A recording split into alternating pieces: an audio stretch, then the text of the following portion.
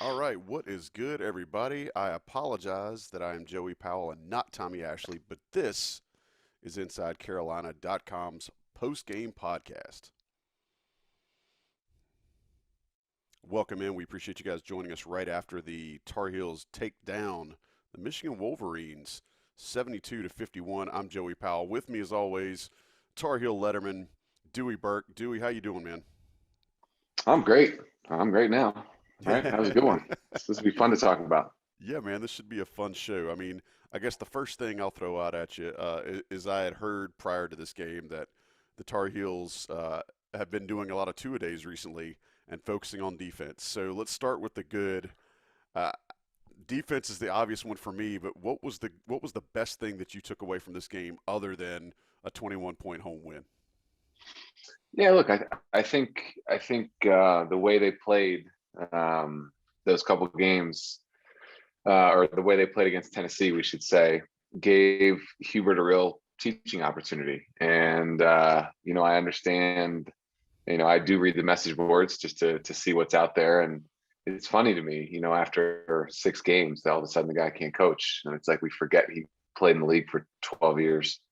Got coached by Pat Riley and Dean Smith, and then worked under Coach Williams for a while. So it gave him a teaching opportunity that I think he took well advantage of, and it was a bit of a wake up call for our guys. And the biggest difference tonight was just their energy, right? Their attentiveness. They looked like a team. They Yeah. they looked invested, and I tend to try to watch for other things.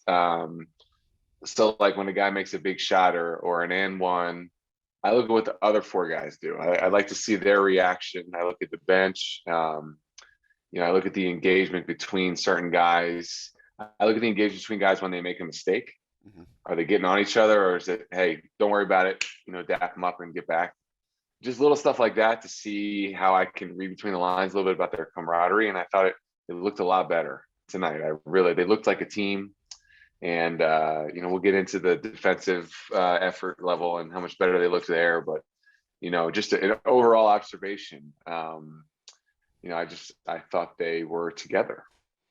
Yeah, I think that's a great point by you, and some of the stuff that Coach Davis said in his media availability this week and on his coach's show was just saying that they were focusing on getting to know each other off the court. And I know that he's been really adamant about guys spending time in his office talking non-basketball.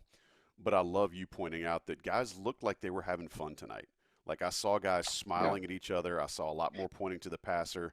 And I think your point about seeing what the guys that don't have the ball were doing, it did look more like a cohesive unit tonight. And I do think for all the lamenting and the belly aching that was going on about what this team looked like against Tennessee and then to a lesser extent at home against Asheville, I hope those same folks will give Hubert Davis the credit for making the adjustments because you called it a teaching moment. I think that team has had quite a few teaching moments over the last couple of weeks, and you hope that it carries on. Um, I don't know why we didn't start this way, but I'm gonna try to make sure he gets close to top billing. Is Caleb Love becoming an absolute alpha out there right in front of our eyes? Alec, he was really good. When he plays with confidence, he seems to have a knack for playing very well in big time games, right? Tommy just texted us and said, "Don't f it up." Yeah, thanks, We're gonna Tommy. do We better. appreciate We're you gonna do making better time for without you, us. big fella. Yeah, this is ratings bonanza right here, Tommy. You Yeah, can I don't you have can to stay carry going. Joey. I don't have to carry Joey like I carry Tommy. Just kidding, TA. We miss you. He seems to have a knack for playing well in big time games. Obviously, everybody points to the Duke games last year. Um, he is more under control this year. He is more. He plays a little more savvy. He still takes, in my view, a couple questionable shots, but overall, his decision making is better. He's more under control. He's so athletic. He's Yeah. so explosive. And he gave you a little bit of everything tonight. A couple deep threes, one off the bounce in the first half, the deep catch and shoot that really put the game out of reach from NBA range. Hmm. Got to the rim. He made a floater, a really nice and penetration and kick to Mondo. I mean, he showed you a complete package. Um, and when he is making shots and making plays offensively, he is very engaged on the defensive end. Hmm. And then his athleticism and his length. are tough to deal with. And so he, along with everybody else, was defensively engaged. And you'd like to think that the staff and that Caleb can come to understand that you can actually feed your offense with great energy on the defensive end, that it doesn't have to be hitting a couple of shots or getting a dunk and doing his flex to get him going on the defensive end. It can actually be the other way. And he needs to figure out, as his maturation continues, he needs to figure out on those nights when his shot isn't falling or he's not getting looks, or what, you get out of sync on offense in some nights, that he needs to impact the game on the other end still. And that's the next level for him, in my view. Well, boy, he was good tonight. He fed off the crowd, and he had it going, and his shot looks great. And for me, it's what I just said about his next level, and then complementing his overall understanding of how to play is markedly better. Yeah, and your point about turning his engagement into a both ends of the floor situation. There were a couple of times too after he hit a big shot, he would really be in the passing lanes on the defensive end. But you're right, it should be a complete cycle, right? A circular thing where it's not necessarily one begats the other. And you listed off all those things that he did tonight, a lot of them in what seemed like a short span of time. But as the kids say, he was in his bag because he absolutely went through what seemed like every move he had in his arsenal. And that step back has become an absolute killer shot. I don't know how. And it's on balance, Joe. That's the Yes. thing is when I look at shooting mechanics, I couldn't do a lot of things, but I could shoot it. Mhm. And so, when I watch him and, watch his balance and how he keeps his feet under him, a lot of times last year he was off balance. And it's funny, you don't think of it this way, but when you're a freshman and you're not as physically mature and haven't had that summer in the weight room, Yeah. you get bumped off the ball when you're handling it. And so you get bumped off the ball when you're handling, as you're flowing into that step back, you're just that little bit off balance, and your core strength is not right where it needs to be. And it causes you to fade a little bit or whatever the case, and you miss. But his balance is great. He's clearly stronger from a summer in the weight room. And so all those little things, his mechanics are solid. Mhm. He looks really good. And so when you have all those things, what are you? You're confident. And that ball leaves his hand, he believes it's going in every time. And that's a huge thing. Shooting the ball with confidence is a big deal, and he's doing that right now. He really is somebody that I think hasn't been forgotten, but just really hasn't found his flow in Hubert David's offense. And Kerwin. kind of the new things is Kerwin Walton. And Yeah. I hope that he's not. I hope that it's not really getting his head, but I also want to make sure our listeners and our subscribers recognize he went through a flurry tonight where he did a lot of really good things off the ball. If you want to try to call attention to a couple of those and share to folks what happens when a shooter's not getting shots, much less getting into a rhythm, how are some ways that Kerwin Walton can absolutely help this team until his time comes again? Look, even though he didn't shoot the ball well, he's over 4 tonight. He still draws eyes, right? He's a known quantity out there. He shot the ball so well last year, and then obviously played great in a couple games early this year. He's a scouted sniper, He's on right? tape. And so guys watch tape and they say, oh, shooter, right? So he occupies eyes, he occupies bodies that are going to create penetration lanes for our other guys, right? If you put Kerwin in the corner and Caleb has the ball foul line extended or above the top of the key and penetrates to his side, you're damn sure breaking scouting report if you leave Kerwin to stop penetration from Caleb and you're playing Carolina, right? And so even though he didn't shoot the ball well tonight, he seems a little out of rhythm, he still has that gravitas because he shot it so well.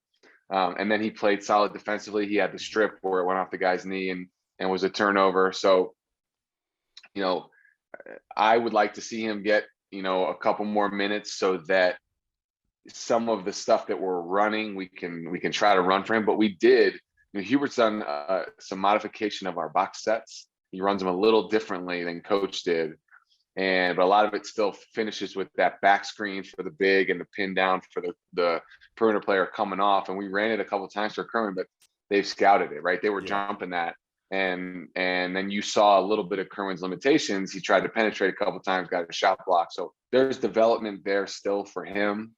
But if Caleb and RJ keep playing the way they're playing, Kerwin's going to get more shots. They just need to keep doing what they're doing. And look, it's frustrating for him, I'm sure, because a lot of it felt like it came easy last year. He got so many good looks, but now he's like I said, he's a scouted sniper, and people know. And so it's going to be more challenging for him. But I'm not worried about him. He'll get his.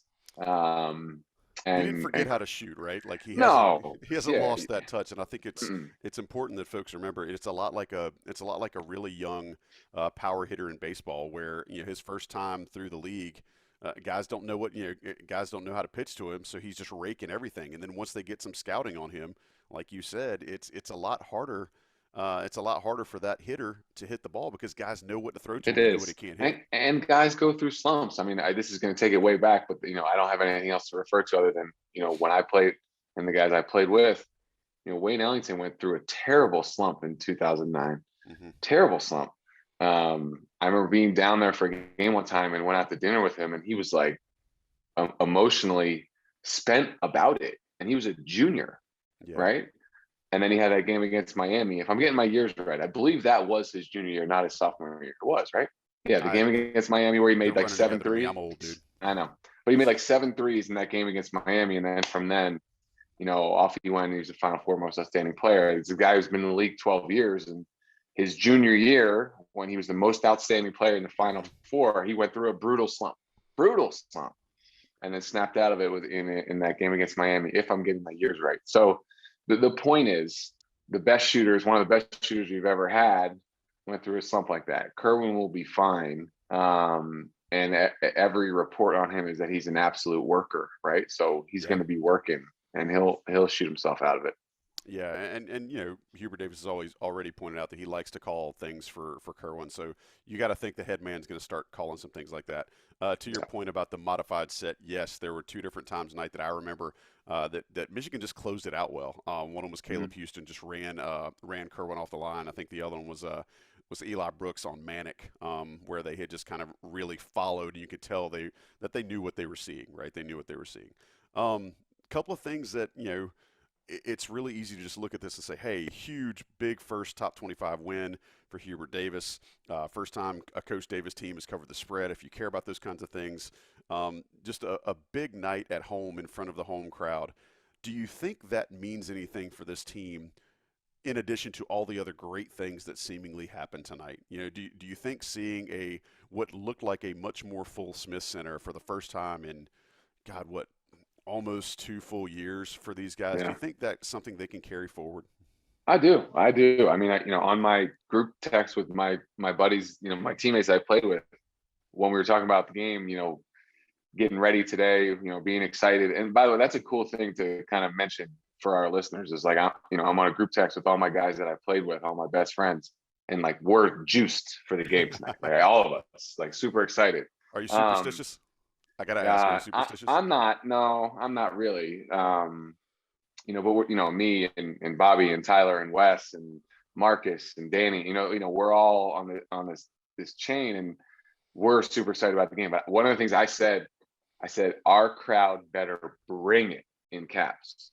And I felt like they did. I felt like they were there. They were the way they need to be. And these kids that have not experienced that, they need to feel that. There is a responsibility amongst our fan base to bring these kids along that haven't really been through it yet. And our head coach, right? Yeah. Like go support Hubert too. Yeah. So I know the staff was disappointed about the attendance, until this game, and it's kind of been that way always. And I get it. But go support these kids, go support Hubert, and give them an atmosphere like that. I'm sure we'll have it for the big games, but try to give it to them a little more often, because I do think it's really meaningful. You saw how much Caleb fed off the crowd. I thought Armando did too. And we did some really good things tonight playing together. And part of together is also, it's the responsibility of those in the building to do their fair share and be together with the kids. And because I'm telling you, like we feel it as players. Like you can tell when the crowd is with you and in it.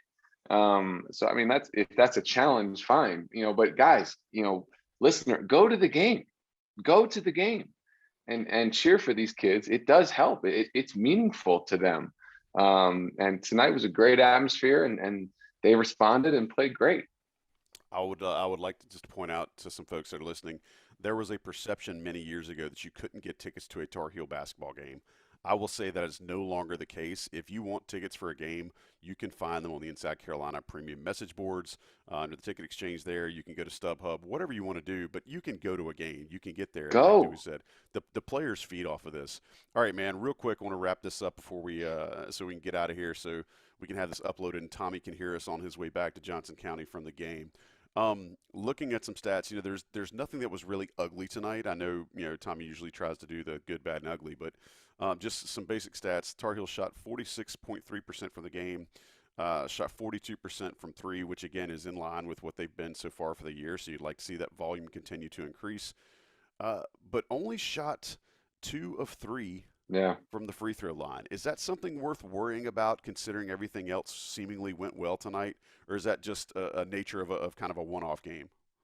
Yeah, I mean, I know it's the second time it's happened to us this year. We've had a first half where we didn't shoot any free throws. I'm gonna chalk it up to an aberration. I also thought the officials let him play. I mean, That's there were a true. lot of times that particularly RJ went You to got the rim, close and I on. thought he got fouled a couple times. I thought Mondo got fouled a couple times. I thought Dawson got fouled a couple times. But they generally were just letting him play. I know the big fella for Michigan got in foul trouble, but so I think that was part of it. And so I still think it's an anomaly at this point. Let's see if this happens a couple more times. We're shooting under 10 free throws, then maybe you have an issue being too perimeter oriented, because of what we're used to with Coach Yeah, Williams, right? With how much the ball went inside. yeah. I think we'd be remiss to not at least mention Leaky. I thought he was really good. I thought Leaky was excellent. He's kind of coming into the role I think a lot of people like to say he should have been in, which is role player, facilitator, not a scorer, but great defender, get an offensive rebound, get a steal, make the right pass. And he seems to be mentally understanding how he can help us. He's playing a ton of minutes, Hmm. and he's certainly the fifth option on the floor offensively when he's out there. But he's engaged defensively. I thought he was very solid tonight, and I think it's a fair thing that we should mention his effort. I thought he looked really good. I've been a Leaky critic plenty of Yeah. times, but I thought he was really good. Hey, great way to close that. Maybe he should be called Sticky Black because the Tar Heels need him to be a glue guy and be an adhesive because when he puts out numbers, and I said this on the Coast to Coast earlier this year, if you can get 5, 5, and 5 from Leaky Black every night, the Tar Heels are going to have a lot of success. And tonight he had Yeah, 5 rebounds, 5 points, 1 block, 1 steal, and 3 assists, which is great. I mean, it's exactly what you want out of him right now. So I love that you mentioned that before we get out of here. All right, man. Anything that we've glossed over, or was Leaky kind of your last shot for the evening? yeah. No, I was like I said, I wanted to make sure we mentioned him, and look, the guys, they had energy defensively. I loved how we guarded the pick and roll. There was a little nuance there.